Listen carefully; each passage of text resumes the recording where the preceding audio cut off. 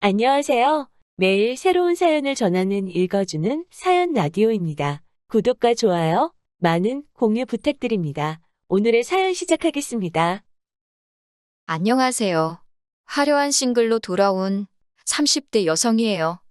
친구들이 저에게 왜 이혼했냐고 물으면 저는 웃으며 먹는 것 때문에 이혼했다 대답합니다. 그러면 친구들은 어이가 없어서인지 그게 뭐냐고 한마디 하곤 더 궁금해하지도 않아요. 그런데 저 정말로 음식 때문에 이혼했습니다. 음식 가지고 유치하고 치사하게 행동하시는 어머님과 그런 어머님을 어쩌지 못하는 모질이 같은 남편을 보고 있으니 제 앞날이 캄캄했거든요. 솔직히 남편이라고 부르기는 싫은데 그렇다고 실명을 밝힐 순 없으니 일단은 남편이라고 부를게요. 남편과는 친구의 소개로 만났습니다. 저랑 친구는 고교 동창이고 친구와 남편은 대학교 동기 사이예요. 친구가 보기에 저랑 남편이 성격도 비슷하고 성향도 같아서 잘 어울릴 것 같다며 자리를 만들었지요. 그리고 친구 말대로 저희는 여러 가지로 쿵짝이 잘 맞아서 사귀는 동안 어느 다른 연인들처럼 다투거나 상처를 주고받는 일도 없었습니다. 그렇게 인연을 만나다 지난해 부부의 연을 맺었네요. 저와 연애를 하던 당시 남편은 혼자 자취생활을 하고 있었어요. 원래 남편은 서울에서 2시간 거리의 지역에서 나고 자랐는데 서울로 대학을 합격하면서 혼자 살기 시작했대요. 처음 어머님 아버님에게 인사를 드렸던 날부터 이야기해보자면요. 아버님은 처음 만난 저에게 퇴근하고 오느라 고생했다는 인사를 건네시는 무난한 분이셨고 어머님은 어른께 이렇게 표현해도 될지 모르겠지만 깐깐하고 새침한 분 같더라고요. 편하게 대화를 이끌어주시거나 인자한 미소를 보여주시는 분과는 거리가 멀었지요. 게다가 어머님의 아들, 그러니까 제 남편이 처가인 저희 집에서 상다리 부러질 만큼 대접을 받고 왔다 들었다며 그런데 당신은 차린 게 이것밖에 없어서 미안하다는 말씀과 달리 어머님 얼굴에는 사돈에 대한 고마움이나 차린 게 없는 식탁에 대한 민망함은 조금도 엿볼 수 없었달까요? 어머님이 차리신 식탁에는 소고기 묵국에 밥, 신김치와 장아찌 그리고 마른 김이 전부였습니다. 좋게 말해 소박한 밥상이었고 솔직한 심정으로 이야기하자면 며칠 전 친정어머니가 남편을 위해 차려주신 밥상과 비교가 되어 속이 상했어요. 처음 인사를 드리러 온 날인데도 고작 이런 대접밖에 못 받는 제 신세가 철량맞다 싶었고 남편도 식탁을 보고는 좀 민망했는지 어머님더러 불고기나 잡채 같은 거는 없냐고 묻더라고요. 그러자 어머님께서는 음식이 정성이 중요한 거지 가짓수가 문제냐고 한마디 하셨는데 그게 제 귀에는 왠지 곱게 들리지는 않았습니다. 어머님이 직접 퍼주신 제 국그릇에는 소고기 묵국이라는 이름이 남사스러울 만큼 고기라곤 꼴랑 2점이 들어있는 게 전부였어요. 반면 남편의 국을 힐끔 보니 그냥 소고기국이라고 부르는 게 맞겠다 싶을 정도로 고기가 가득 차 있더라고요. 보통 대부분의 여자들이라면 치사하다 생각은 할지라도 그냥 참고 먹었겠지만 저는 그러고 싶지가 않았지요.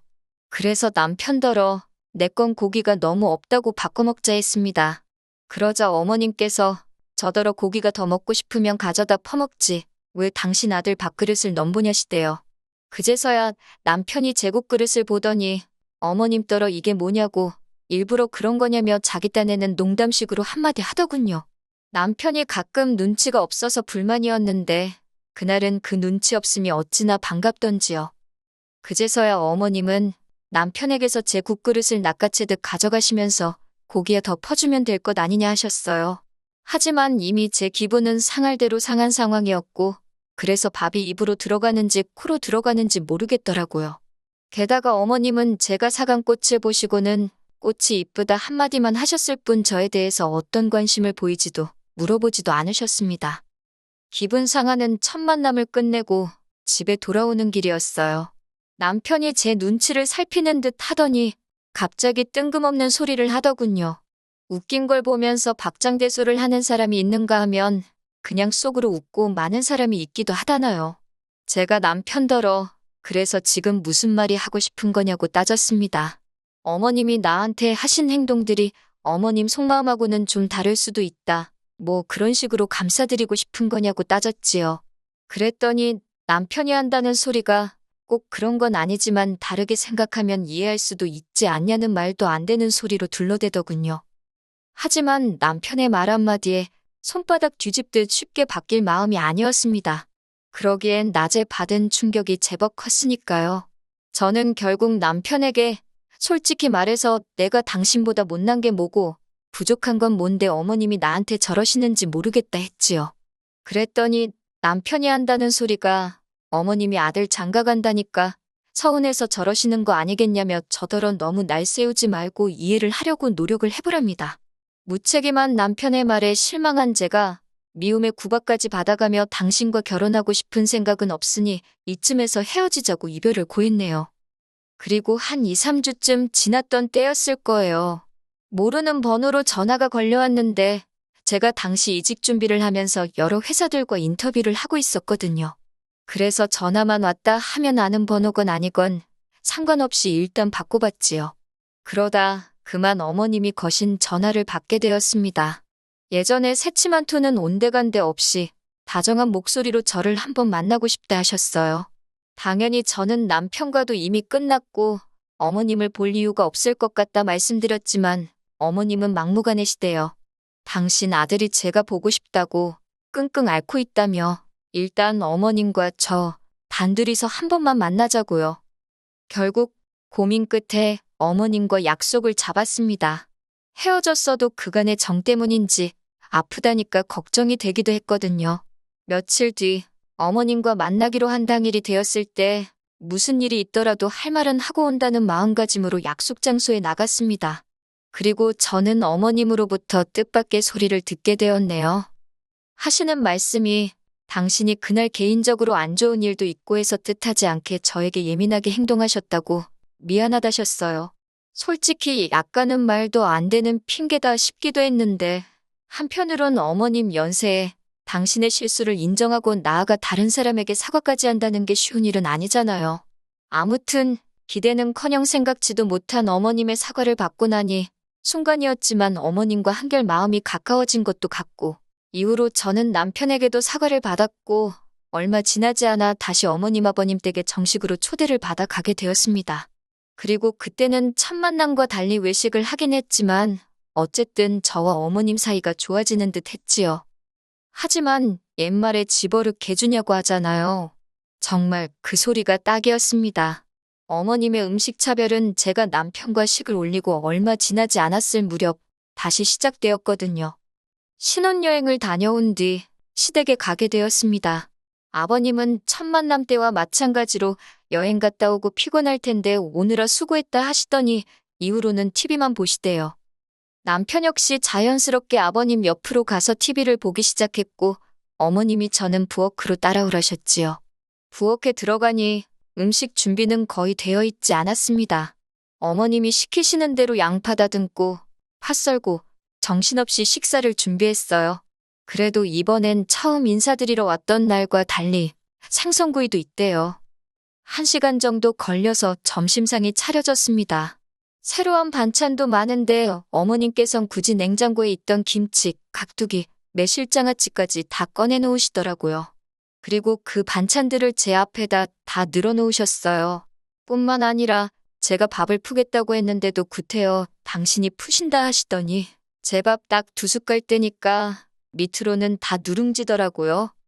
생선구이도 아버님과 남편 사이에 딱 놓여 있어서 가져다 먹기도 참 그렇고 결국 참다 못한 제가 어머님한테 한마디 했습니다.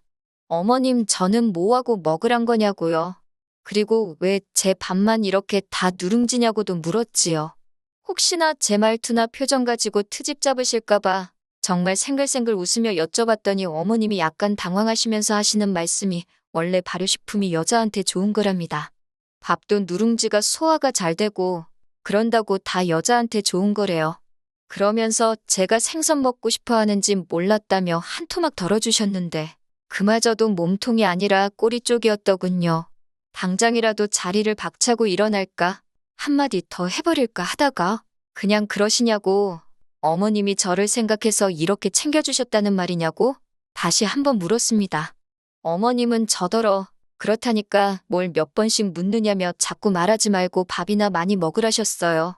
그리고 모질이 같은 남편은 그런 상황에서 생선 뜯느라 정신이 없었고요. 식사를 다 마치니 아버님이랑 남편은 또다시 뭔가에 홀린 듯 거실로 가서는 TV를 보기 시작했고 어머님도 어디로 가셨는지 저 혼자 밥상을 치우게 되었습니다. 전 혼자 씩씩대면서 깨질라면 깨지라는 심정으로 탕탕거리며 그릇을 치웠지요. 하지만 이내 성질이 올라와서 참을 수가 없었기에 남편한테 속이 안 좋아서 집에 가자고 했어요. 어머님이 저더러 설거지도 안 해놓고 가냐길래 갑자기 좋은 음식을 너무 먹었더니 속이 뒤집어진 것 같다고 그랬네요. 어머님은 한껏 못마땅한 표정이셨지만 딱히 할 말을 찾지 못하셨는지 별 말씀은 더 안 하셨어요. 그리고 정확히 한 달 뒤 어머님의 생신날이었습니다. 어머님이 며느리한테 생일상 한번 받아보자면서 저희 집으로 오시겠다길래 그러시라 했지요. 집이냐고 해봤자 남편이 총각 때부터 살던 12평 오피스텔이라 엄청 작아요. 가스레인지도 아니고 인덕션 하나 달랑이 있어서 음식하기도 어렵고 어머님도 남편 총각 때부터 종종 오셔서 이 상황을 다 아시는데도 굳이 오시겠다 하신 거고요. 하지만 저는 별로 걱정은 안 되었습니다. 어머님 생신 때 무슨 음식을 해드릴지 지난 식사 이후로 다 정해뒀었거든요. 그리고 어머님이 오시기 바로 전날 저는 마트로 향했지요. 어머님 생신상이니 미역국은 생략할 수가 없어서 남편더러 끓이라 했습니다. 남편이 어머님이 분명 며느리한테 생일상이 받고 싶다 하셨는데 제가 해야 하는 거 아니냐고 투덜거리길래 아무렴 그래도 며느리가 아들만 하겠냐고 그랬어요. 남편이 고기 반찬 같은 건 안 하냐고 해서 그때 어머님 말씀 못 들었냐고 내가 다 여자한테 좋은 음식으로만 준비해놨으니 걱정하지 말라 했고요. 그리고 대망의 어머님 생신날 저는 어머님이 오신다는 시간에 맞춰 상을 차리기 시작했습니다. 밥도 공들여서 하고 그릇도 있는 그릇 없는 그릇 다 끄집어냈네요.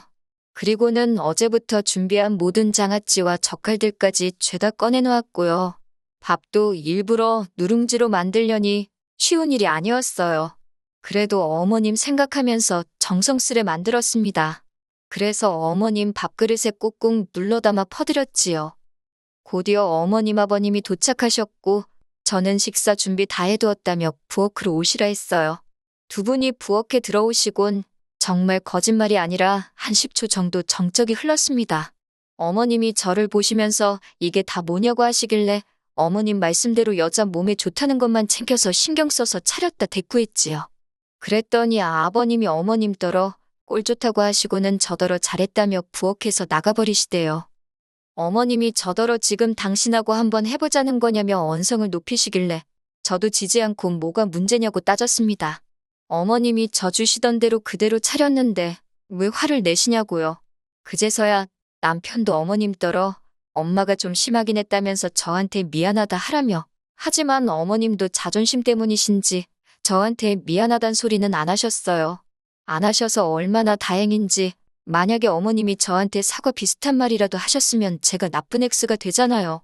저는 그 사과를 받을 생각이 전혀 없었으니까요. 저는 어머님더러 그럼 식사 맛있게 하시라고 저는 나가보겠다 했습니다. 남편이 같이 밥 안 먹고 어디 가냐고 하길래 친정에 간다고 했지요. 그러면서 오늘 이 식사가 어머님께 제가 차려드리는 처음이자 마지막 생신상이라고 건강히 오래오래 사시라 했네요. 제사상은 제가 못 차려드린다는 소리도 할까 하다가 그건 참았습니다. 황당해하는 어머님을 뒤로하고 남편에게도 어머님이 나를 어떻게 홀대하는지 잘 보지 않았냐며 난 이런 대우를 참아가면서까지 당신과는 살 생각이 없다 했지요. 짐이라고 해봤자 옷 몇 벌에 화장품 몇 개로 단촐했어요. 오피스텔이 작아서 친정에서 제 짐을 다 가져오지도 않은 상태였고요. 여러모로 헤어지기에 딱 좋은 시기였네요. 남편이 갑자기 이런 법이 어딨냐며 못 헤어진다고 저를 붙잡았고 어머님은 어머님대로 지금 이게 뭐하는 짓거리냐며 제 뒤통수에 대고 욕을 하셨습니다. 아버님은 달리하실 말이 없으셨는지 한숨을 쉬시다 어머님더러 적당히 좀 하지 유난 떨 때 알아봤다며 한마디 하시대요. 그런 아버님께 조금 감사한 마음도 들었지만 그렇다고 아버님을 믿고 살 수는 없는 일이었으니 결국 남편도 어머님 아버님도 모두 뒤로 한 채 그렇게 친정으로 돌아와 버렸습니다. 이후로 남편에게 돌려줄 돈은 돌려주고 일방적으로 저희 관계를 정리했어요. 혼인신고도 하기 전이었어서 서류상 저는 깔끔하긴 하지만 이미 형식적인 건 다 치룬 상황이었으니 사람들은 저를 이혼녀로 생각하겠지요. 속상하긴 하지만 그래도 참고 사는 것보단 차라리 이혼녀 딱지를 감수하는 게 낫겠다 싶어 내린 결론이니 후회는 없습니다. 소개팅을 주선했던 친구 말로는 남편이 저랑 헤어진 이후로 친구들도 안 만나고 집안에만 박혀 지낸다더군요. 심지어 출근도 안 하고 식사도 안 한다는 얘기가 있다며, 그리고 그 때문인지 한 달쯤 지났을 때 어머님께서 연락을 해오셨습니다. 당신이 너무 유치했다며 지금이라도 당신 아들을 위해서 우리 두 사람 해묵은 감정은 풀고 잘 지내보자대요. 하지만 이번엔 안 속는다고 막말로 남편이 또 생병을 앓든 단식 투쟁을 하다 굶어 죽든 관심 없다 했어요. 솔직히 누군가는 저더러 그까진 먹을 거가 뭐라고 이혼까지 했냐 할 수도 있겠지요.